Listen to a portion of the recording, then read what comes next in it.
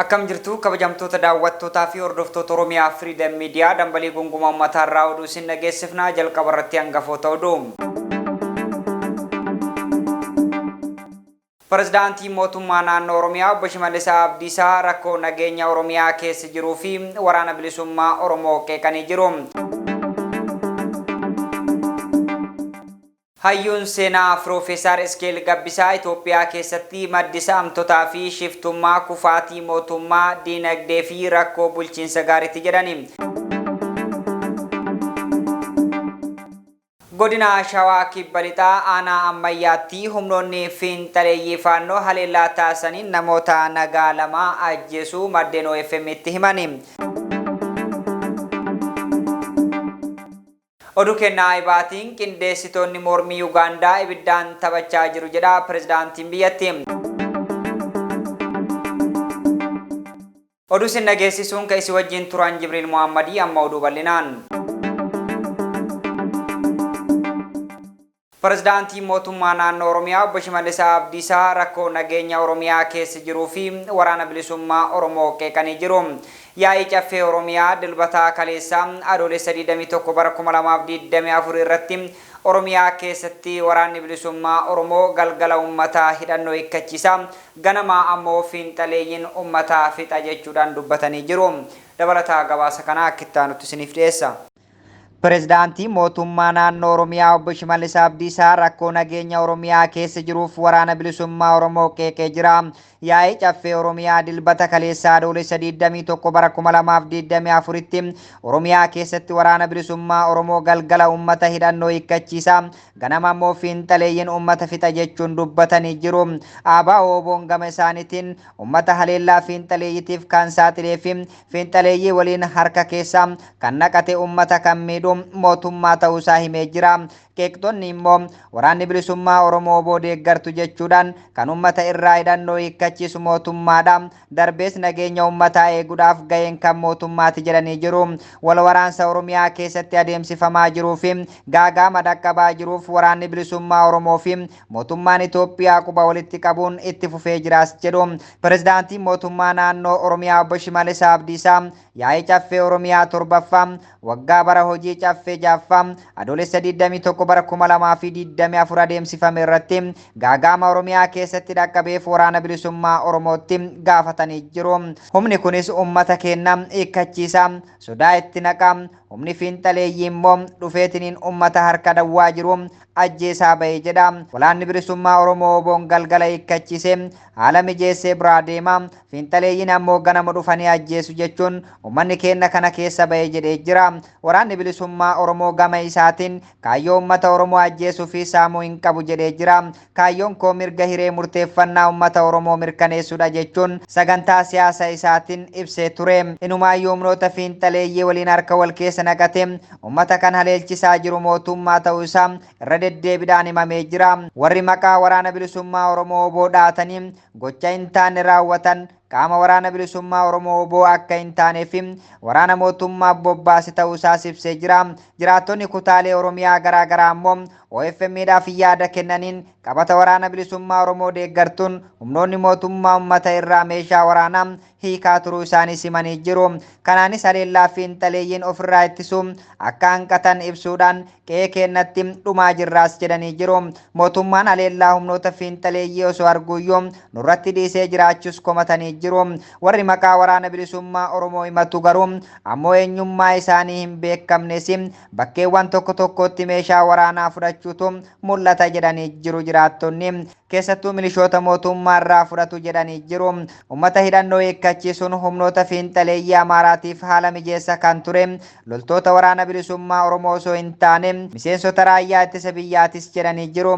Haleellaa tibbana Shawaa Kaabaa lixa aanaa ammayyaa fi Shawaa lixaa aanaa naannoo keessatti humnoota fiinxaleeyyii faannoon raawwataniin namoonni 50 olitti ajjeefamanii uummanni caasaa bulchiinsa mootummaa fi miseensota humna nageenya mootummaa komatanii jiru. Shawaa Kaabaa aanaa dharraatti haleellaa fiinxaleeyyiin waggoota lamaan walitti fufiinsaan taasisaa jiruun qaamni bulchiinsa aanichaa fi akkasuma humnoonni nageenya mootummaa ummata irraa qabata waraana bilisummaa Oromoo deeggartuutiin hidhannoo hiikkachiisuudhaan ficcisiisaa jiru jechuun jiraattonni irra deddeebiidhaan OFM itti himaa turani. Mootummaan nageenya ummataa eeguun dirqama irra ture. Nageenya keenya eeguu dhiisee inumaayyuu haleellaa hidhattoonni fiinxaleeyyii nu saaxile jechuun jiraattonni naannawa haleellaan humnoota fiinxaleeyyiitti heddummaatu dubbatanii jiru. Marii nageenya ABO waliin taasifame ilaalchisee obbo Shimallis Abdiisaa haasaa taasaniin mootummaan nageenyaaf kutannoo qabaachuu dubbatanii jiru. ABO'n gama isaatiin mootummaan nageenya waaraa buusuudhaaf kutannoo hin qabu jechuun amma dura irra deddeebiidhaan ibsee jira.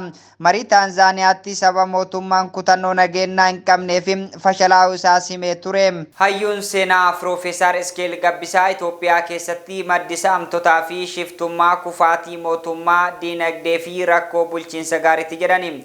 Itoophiyaa keessatti nageenyi dhabamuun rakkoo diinagdee kufaatii olaantummaa seeraa kufaatii bulchiinsa mootummaa babal'achuu sir-dhabdummaa hidhannoo seer-maleessaa saamtotaa fi akkasuma shiftoota biyya keessatti baay'isuu Piroofeesar Iskeel Gabbisaa ibsanii jiru.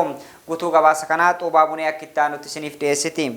Hayyuun seenaa Piroofeesar Iskeel Gabbisaa Itoophiyaa keessatti maddi saamtotaa fi shiftummaa kufaatii mootummaa diinagdee fi rakkoo bulchiinsa gaariiti jedhan. Itoophiyaa keessatti nageenyi dhabamuun rakkoo diinagdee kufaatii olaantummaa seeraa kufaatii bulchiinsa mootummaa babal'achuu seer-dhabdummaa hidhannoo seera maleessa saamtotaa fi shiftoota biyya keessatti baay'isuu Piroofeesar Iskeel Gabbisaa ibsanii jiru.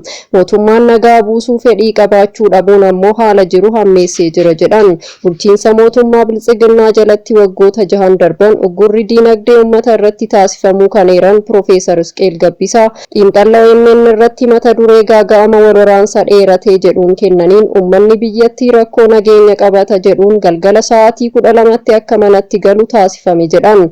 Magaalota gurguddoon osoo hin hafiin sa'aatii 12 manneen nyaataa, manneen daldalaa, hoteelonni, sochiin konkolaataa fi baajaajii guutumatti ugguramuun bakka uummanni hin hojjanne taasifame jedhan. Baadiyaalee Oromiyaa keessatti ammoo sababa waraanaatiin qotee bulaan oomishaa fi oomishtummaa irratti bobba'uu hanqatu maqaa waraana bilisummaa Oromoo deeggartaatiin loltoonni mootummaa saamicha qabeenya qonnaan bulaa irratti raawwatu. Midhaan isaa gubuu ooyiruu qonnaa keessatti woboof odeeffannoo laatta jedhamuun ajjeefamuun bal'inaan raawwatamaa waan tureef qotee bulaan hojii oomishaa irraa ugguramuu himanii jiru. Hojii dhabdummaan biyyattii keessatti babal'achuun hidhannoon uummata keessatti baay'achuun qaala'insi jireenyaa biyyattii gara saamtotaa fi shiftootaatti jijjiiruun qaamoleen garaagaraa qawweetti dhimma bahanii maallaqaaf jecha nama ugguruun saamaa jiru jedhan. Mootummaan kun nagaa buusuu waan hin barbaanneef malee yoo mootummaan fedhii nagaa qabaate nagaan ni bu'a. Biyyi heeraan bula, biyyi seeraan bula, biyyi sirnaan bula. Kun osoo jiru abbaan barbaade aangoo qaba jechaaf akka barbaadetti si bulcha yoo jedhe kun bulchiinsa ta'uu hin danda'uun yaada Piroofeesar Iskeel Gabbisaati. Mootummaan Biltsiginnaa Itoophiyaa bulchaa jiru biyya seera heeraa fi sirnaan bulchuu dhiisee bulchiinsa humnaa gaafa inni fidu namni taa'ee du'u irra falmadhee du'uu wayya jedhee lolaaf of qopheessa jechuun mootummaan biyyattii humnaan bulchuun balaa inni fide ibsanii jiru. Mootummaan seeraan heeraanii fi sirnaan bulchuu hin dandeenye sababa hojii isaa hojjechuu dhiiseef shiftummaa fi saamtummaan baay'ate jedhan. Mootummaan shiftaa ta'ee jennaan shiftummaan Itoophiyaa keessatti baay'ate. Oromoon garri tokko bilisoomee garri tokko ammoo gabroomee jiraachuu hin danda'u. Garri tokko hacuucamee garri tokko misoomuu hin danda'u. Uummanni Oromoo uummata hiree tokko qabu ta'uu hanga hin hubatinitti furmaanni argamuun ulfaataa ta'uu eeranii jiru. Rakkoo Oromiyaa keessa jiruuf kan haala mijeesse tokko qoqqoodamuu uummata Oromooti. Seenaa keessatti akka ammaa kana dhiigni Oromiyaa keessatti dhangala'ee hin beeku. Kun osoo ta'ee jiru mootummaa Oromootu biyya bulchaa jira afaan qabadhaa taa'aa kan namaan jedhutu jira. Gaafiin abbaa biyyummaa Oromoon gaafataa ture deebii dhabuun Oromoon akka keessummaatti sirna kana jalatti hacuucamee bulaa jira. Rakkoo uummata Oromoo irratti raawwatamaa jiru maqaa mootummaa Oromoo jedhuun Oromoota ofirratti qabee jiraataa jira jechuun ibsanii jiru. Uummanni Oromoo burjaajii mootummaa Oromoo jedhu keessaa bahee hireen isaa takka ta'uu hubachuun mootummaa kana hanga hin falmannetti rakkoon hin furamu jedhan. Waraanni bilisummaa Oromoo mirga hiree murteeffannaa uummata Oromootiif qabsaa'aa gochoota saamichaa fi maallaqaaf nama ugguruu uummata irratti raawwatu kan jedhan Piroofeesar Iskeel bu'uurri waraanichaa uummata waan ta'eef akka kana uummata irratti raawwatu jedhan. Tarii mooraa waraana bilisummaa Oromoo keessaa qaamni kana raawwatu yoo jiraate qabsoo dhiiga ofii waboon itti dhangalaasisan waan xureessuuf sakattaanii tarkaanfii fudhachuun barbaachisaa jechuun himanii jiru. Kanaaf ajajoonni waraana bilisummaa Oromoo kan duraa caalaa ajaja isaanii cimsachuun dhimma kanarratti qabsaa'uu qabu jechuun eeranii jiru. Godina Shawaa Kibba Lixaa aanaa ammayyaatti humnoonni fiinxaleeyyii faannoo haleellaa taasisaniin namoota nagaa lama ajjeesuu maddeen OFM'tti himani. Jiraataan magaalaa qotaa kan ta'an obbo Damisuu yookaan Mustafaa Ittaa fi akkasuma obbo Shaambal Irranaa jedhaman motorsaayikiliin deemaa osoo jiranuu dhukaasaa itti bananuun ajjeesan jedhanii jiru. Dabalataa isaa akkittaa nutti isiniif dhiyeessa. Godina Shawaa Kibba Lixaa aanaa ammayyaatti humnoonni fiinxaleeyyii faannoo haleellaa taasisaniin namoota nagaa lama ajjeesuu maddeen OFM'tti himanii jiru. Jiraataan magaalaa qotaa kan ta'an obbo Dasuu yookaan Mustafaa Ittaa fi obbo Shaambal Irranuu jedhaman motorsaayikiliin deemaa osoo jiranuu dhukaasa itti bananiin ajjeefaman jedha. Humnoonni fiinxaleeyyii Amaaraa kunniin nageenya uummataa jeequudhaan uummanni qe'ee irraa akka hin jiraanne taasisaa jiru jedhanii jiru.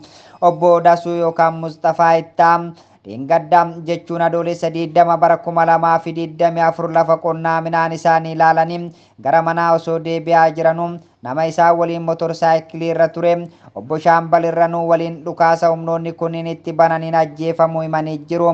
Aanaa ammayyaa gandaa biyyee Baabbilaalaatti wiixata darbe jechuun torbanarraa humnoonni fiinxaleeyyii faannoo kun uummata nagaa mana keessa jiraatan dhukaasa itti bananii namoonni 11 yoo ajjeefaman namoonni gara 4 immoo ta'an madaa'uu isaanii himanii jiru. Aanaa ammayyaa gandaa biyyee Baabbilaalaatti wiixata darbee jechuun torbanarraa humnoonni fiinxaleeyyii faannoo kun uummata nagaa mana isaanii keessatti dhukaasa itti bananii namoonni 11 yoo ajjeefaman namoonni gara 4 ta'an madaa'uun ni yaadatama. Erga guyyaa sanaatti humnoonni fiinxaleeyyii kunniin haleellaa walitti fufiinsaan taasisaa jiraachuu jiraattonni himanii jiru. Kana malees guyyaa lama dura bakka Ilaalaa jedhamutti miseensonni raayyaa ittisa biyyaa sabaan Amaaraa ta'an humnoota kanatti dabalamuudhaan haleellaa humnoota mootummaa farra riphee lolaa jedhamu kana naannicha jiran irratti bananiin namoota 8 ta'an ajjeesuun kaan immoo madeessanii jiru jedhanii jiru. Humnoonni kunniin daangaa aanichaa kan jiru godina Guraagee keessa qubsuma taasifachuudhaan achii kaanii uummata irratti haleellaa raawwataa jiraachuu himan jiraattonni. Humnoonni fiinxaleeyyii faannoo kunniin aanicha keessatti sochii bal'aa taasisaa jiraachuu kan himan maddeen uummanni ijaarame ofirraa ittisuu akka qabus dhaamanii jiru. Sochiin humnoota fiinxaleeyyii faannoo kun aanota waldaangessan lama Shawaa Kibba Lixaa aanaa ammayyaa fi godina Shawaa Lixaa aanaa naannoo keessatti taasifamaa jiran bal'aa ta'uu isaa kan ibsan uummanni mootummaa eeggachuu dhiisuudhaan of ittisuu qabna jedhanii jiru. Iddoowwan humnoonni kunniin bal'inaan sochiitti taasisaa jiran keessaa uummanni buqqa'aa jiraachuu kan himan qe'ee ofirraa buqqa'uun fala kan hin taanee fi akkaataa wal ijaarree ofirraa ittisuu danda'u irratti hojjechuu qabna jechuun dhaamanii jiru. Oduu kennaa ibaatiin qindeessitoonni mormii Ugaandaa ibiddaan taphachaa jiru jedha pirezidaantiin biyyatti. Pirezidaantii Ugaandaa Yuweeriin Museveniin hiriira mormitoonni farra malaammaltummaa kibxataa gaggeessuun gara paarlaamaa imaluudhaaf karoorfatan yoo itti fufe ibiddaan taphachaa akka jiran hubachuu qaban jechuun akeekachisanii jiru. Guutuu gabaasa kanaa Xuubaa Bunee akkittaa nutti isiniif dhiyeessiti. Pirezidaantiin Ugaandaa Yoweri Museveniin hiriira mormitoonni farra malaammaltummaa kibxata gaggeessuun gara paarlaamaa imaluuf karoorsan yoo itti fufan ibiddaan taphachaa akka jiran hubachuu qabu jechuun akeekkachiisaniiru. Dargaggoonni Ugaandaa malaammaltummaan mootummaa keessaa akka dhaabbatu gaafachuuf hiriira kana miidiyaa hawaasaa irratti qindeessaa turaniiru. Dargaggoonni Ugaandaa kunneenis gartokkoon kan kaka'umsa argatan gita isaanii kan ollaa Keeniyaa keessatti argamaniin yoo ta'u, hiriira uummataa qopheessuun pirezidaantii Wiiliyaam Ruto karoora gibira dabaluu akka dhiisan dirqisiisaniiru. Ergasii booda ammoo mormiin kun gara waamicha pirezidaantiin biyyatti akka aangoo gadhiisuutti jijjiirame. Pirezidaantii Museveniin haasaa televezyiinii gubbatti taasisaniin mormiin dargaggoonni biyyattii karoorfatan kan akka hin obsine qindeessitoota mormichaa akeekkachiisaniiru. Egaa kabajamtoota daawwattootaa fi hordoftoota Oromiyaa Freedom Media dambalii gunguma uummataa irraa oduun har'aaf qopheeffanne kanneen hangammaa turanii oduu sin dhageessuun kan isin wajjin turan Jibriil Muhammadii ogummaa kaameraaf teeknikaan Umar Jamaaltuun afaana ture qophiilee OFM kanneen afaan waliin turtii gaarii.